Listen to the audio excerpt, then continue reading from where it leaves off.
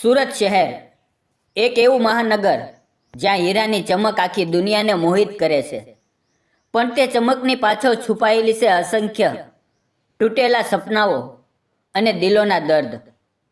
દિવસના ઉજાસમાં ધમધમતા બજારો, હજારો કારીગરોના હાથમાં ઝળહળતા હીરા, અને રાત્રે ચમકતા લાઇટ્સ જે આકાશને પણ ઈર્ષ્યા કરાવે. પણ આ ચમકની વચ્ચે કેટલાક જીવનો તો એવા છે જેમાં અંધારું જ વસે છે. આ ધમધમાટ વચ્ચે રહેતો હતો રવિ, એક યુવાન છોકરો જેના હાથોમાં હીરા ચમકાવવાનું કામ હતું. પણ તેનું પોતાનું જીવન તો અંધારું જ હતું. તેનું જીવન સરળ પણ એકલું હતું. સવારે ફેક્ટરીમાં પહોંચી જવું, આખો દિવસ મશીનોના અવાજ વચ્ચે હીરા ઘસવા, અને સાંજે થાકેલા પગે ઘરે પરત ફરવું. આંખોમાં થાકની લાલાશ અને દિલમાં એક અસહ્ય ખાલીપો જે તેને રાત્રે ઊંઘવા ન દેતો. તે વિચારતો, આ હીરા તો ચમકે છે, પણ મારું જીવન ક્યારે ચમકશે? પણ તેની જિંદગીમાં એક નાની પણ અમૂલ્ય ટેવ હતી. દરરોજ સાંજે એક જ લારી પર જઈને દાબેલી ખાવી. તે દાબેલી નહીં, તે તો તેની એકલતાનો સાથી હતો. લારી ચલાવતી હતી મંજરી, એક મધ્યમ વયની મહિલા જેના ચહેરા પર હંમેશા એક મધુર હાસ્ય રમતું હોય. પણ તે હાસ્યની પાછળ છુપાયેલું હતું એક અસહ્ય દુઃખ જે તેના દિલને કોરી ખાતું હતું. તેના વાળમાં થોડીક ધૂળ, હાથમાં મસાલાના ડાઘ, પણ આંખોમાં એક તેજ જે તેની અંદરનું તોફાનનું પ્રતીક હતું. તેની જિંદગીનું કેન્દ્ર હતી તેને 2 વર્ષની દીકરી રિયા, એક નાની પરી જેવી બાળકી જેના હાસ્યમાં મંજરીનું આખું વિશ્વ વસતું હતું, અને જેના માટે તે પોતાનું દુઃખ ભૂલીને જીવતી હતી. રિયા માટે જ તે રોજ લારી લગાવતી, ધોધમાર વરસાદમાં પણ, તડકાના તીખા તીરોમાં પણ. તે વિચારતી, મારું દુઃખ તો મારું છે, પણ રિયાનું ભવિષ્ય તો ચમકવું જોઈએ. તેની દાબેલીમાં મસાલો તો સામાન્ય હતો, પણ તેમાં મમતા અને ત્યાગનો સ્વાદ હતો જે ગ્રાહકોને અજાણતા જ તેના દુઃખની ઝલક આપતો. એક સુંદર સાંજે જ્યારે સૂરજની છેલ્લી કિરણો શહેરને ગુલાબી રંગમાં રંગી રહી હતી, રવિ લારી ઉપર આવ્યો. તેના દિલમાં એક અજીબ અસ્થિરતા હતી. તેણે હસતા હસતા પૂછ્યું, આજની દાબેલી તો જાદુ જેવી છે. કોઈ ખાસ મસાલો નાખ્યો છે કે શું? આ તો મારા થાકેલા દિલને પણ તાજું કરી દીધું. મંજરીએ તેની આંખોમાં ચમક સાથે હસીને જવાબ આપ્યો, કંઈ ખાસ નથી સાહેબ. તમે રોજ આવો છો ને, એટલે સ્વાદ વધી જાય છે. તમારા જેવા ગ્રાહકો જ મારા જીવનમાં થોડી ખુશી લાવે છે. તેનું હાસ્ય હવામાં ગુંજ્યું, પણ રવિના દિલમાં તે હાસ્ય તુફાન જેવું બની ગયું.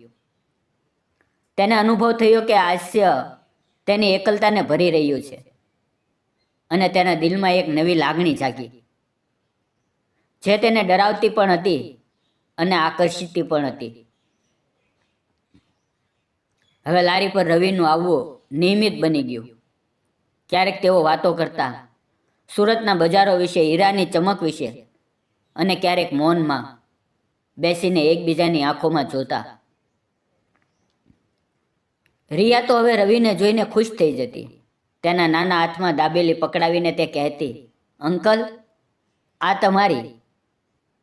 અને તેનું હાસ્ય રવિના દિલને એવું પીગળાવીને દેતું કે તેને પોતાની બાળપણની યાદ આવી જતી. હવે આ નાની નાની મુલાકાતો તેના જીવનમાં એક નવો રંગ ભરી રહી હતી, પણ તે રંગમાં લાગણીઓનું તોફાન સમાયેલું હતું જે તેમને એકબીજા તરફ વધુ ખેંચી રહ્યું હતું. એક વરસાદી સાંજે જ્યારે આકાશમાં વાદળો ઘેરાઈને ધોધમાર વરસી રહ્યા હતા અને શેરીઓ પાણીથી ભરાઈ ગઈ હતી, રવિ લારી તરફ દોડ્યો, પણ લારી બંધ હતી અને તેના દિલમાં એક અસહ્ય ચિંતા જાગી. જાણે તેનું આખું વિશ્વ તૂટી રહ્યું હોય. મંજરી આજે ક્યાં હશે? રિયા સુરક્ષિત તો હશે ને? ક્યાંક તેમને કંઈ થયું તો નહીં હોય? તેણે વિચાર્યું અને તેનું દિલ ધબકારા વધી ગયા. વરસાદમાં ભીંજાતા તે મંજરીના ઘર તરફ દોડ્યો. એક નાનું જર્જરિત મકાન, જેનું છાપરું ટપકતું હતું અને દિવાલો પર ભીનાશના ડાઘ હતા. જાણે તે મકાન તેના માલિકના દુઃખમાં રડી રહ્યું હોય. દરવાજો ખખડાવતા મંજરીએ ખોલ્યો. રિયા તેના પગમાં લપેટાઈને ઊંઘી રહી હતી અને મંજરી ચૂપચાપ ભાતની થાળીમાં ખાઈ રહી હતી. તેના ચહેરા પર થાક અને ઉદાસીનું મિશ્રણ હતું અને તેની આંખોમાં અજાણતા આંસુની ઝલક હતી. રવિએ ધીમેથી પૂછ્યું, આજે લારી કેમ ન લગાવી? વરસાદ તો છે, પણ તમે તો હંમેશા આવો છો. મને ચિંતા થઈ ગઈ. મંજરીએ હળવા સ્મિત સાથે કહ્યું, વરસાદે બધું ધોઈ નાખ્યું રવિ. સામાન ભીનો થઈ ગયો, લારી પણ દિલનું દુઃખ તે ધોઈ શક્યો નહીં. તેના શબ્દોમાં એક દુઃખ છુપાયેલું હતું અને તેની અવાજમાં કંપન હતું. થોડી વાર પછી વરસાદના અવાજ વચ્ચે તેણે વાત કરી. મારા પતિ દરજી કામ કરતા હતા. એક દિવસ બીમાર પડી ગયા. હોસ્પિટલમાં દિવસો સુધી લડ્યા, પણ છેલ્લે મને અને રિયાને એકલા છોડીને ચાલ્યા ગયા. એ દિવસ પછી મારી દુનિયા તૂટી ગઈ. હવે રિયા માટે જીવું છું, તેના સપના માટે લડું છું. પણ રાત્રે જ્યારે તે ઊંઘે છે ત્યારે મારા આંસુ રોકાતા નથી. રવિ નિશબ્દ બની ગયો. તેના દિલમાં કંઈક તૂટ્યું, પણ તે જ વખતે કંઈક જોડાયું. એક અનુભૂતિ જે તેને મંજરીના દુઃખમાં ભાગીદાર બનવા રહી હતી. તેને પોતાનું જીવન પણ એવું જ અનુભવાયું, એકલું, તૂટેલું. આ ઘટના પછી રવિનું જીવન બદલાઈ ગયું. તે રોજ ફેક્ટરી પછી લારી પર આવીને મદદ કરવા લાગ્યો. સામાન લાવો, લારી સાફ કરવી, મસાલા તૈયાર કરવા. રિયાને તેના ખંભા પર બેસાડીને રમાડતો અને તેનું હાસ્ય તેના દિલને આનંદથી ભરી દેતો. હવે મંજરીના ચહેરા પર થાક હળવો થઈ ગયો અને તેમની વચ્ચે એક અદૃશ્ય બંધન વિકસી રહ્યું હતું, સ્નેહનું, પ્રેમનું, જે તેમને એકબીજાના દુઃખને સમજીને વધુ નજીક લાવી રહ્યું હતું. રવિ વિચારતો, આ મારું કુટુંબ છે, જેનું હું ક્યારેય ગુમાવવા નહીં માંગુ. પણ શહેરની આંખો તીખી હતી. લોકો વાતો કરવા લાગ્યા. રવિ તો વિધવા સાથે વધારે વખત પસાર કરે છે. નજરો ચડાવી, કાનાફૂસી કરી તે વાતો તેમના કાનમાં પહોંચતી અને મંજરીના દિલમાં ડર જાગતો. પણ રવિ તેને કહેતો, આ વાતો તો આવે ને જશે, પણ અમારો પ્રેમ તો અમર છે.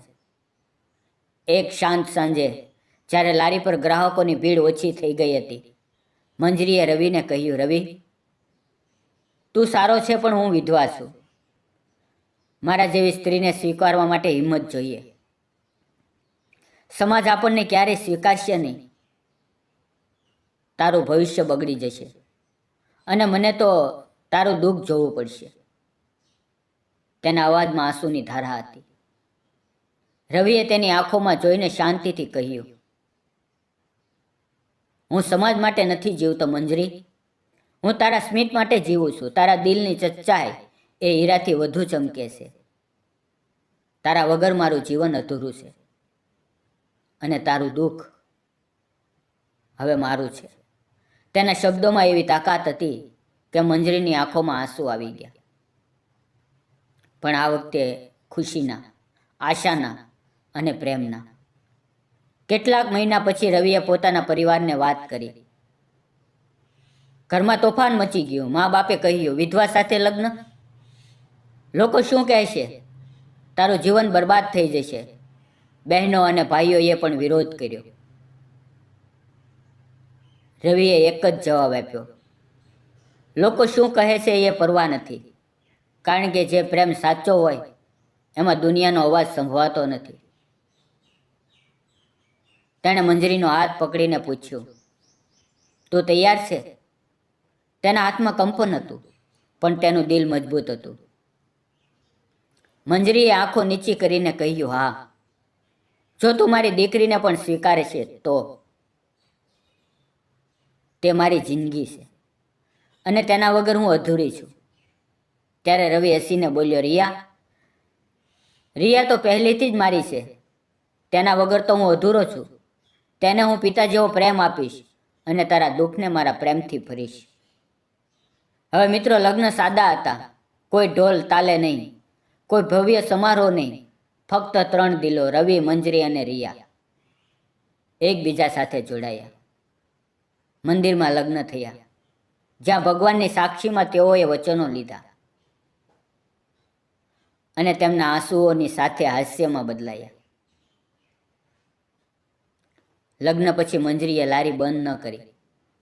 તે તો તેમની જિંદગીનો ભાગ હતી, પણ તેનું નામ બદલાયું.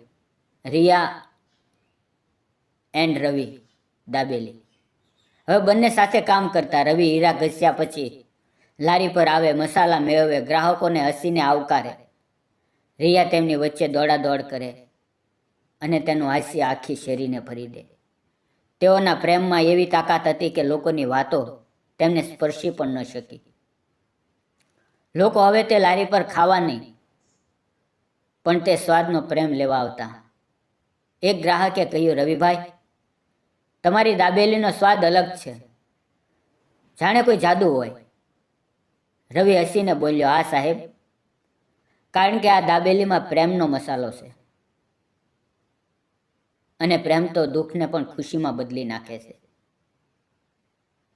ક્યારેય પ્રેમ ધનિક બંગલાઓમાં નથી જન્મતો. મિત્રો, તે તો એક નાની લારી પર જન્મે છે, જ્યાં દિલો વચ્ચે કોઈ ભેદ નથી. ફક્ત સચ્ચાઈ, હિંમત અને અસહ્ય લાગણીઓ છે જે જીવનને અમર બનાવે છે. આ વાર્તા એ લોકો માટે છે જે હિંમતથી પ્રેમને જીવે છે, સમાજને બદલે દિલને સાંભળે છે. કારણ કે સાચો હીરો એ નથી જે હીરા ઘસે છે.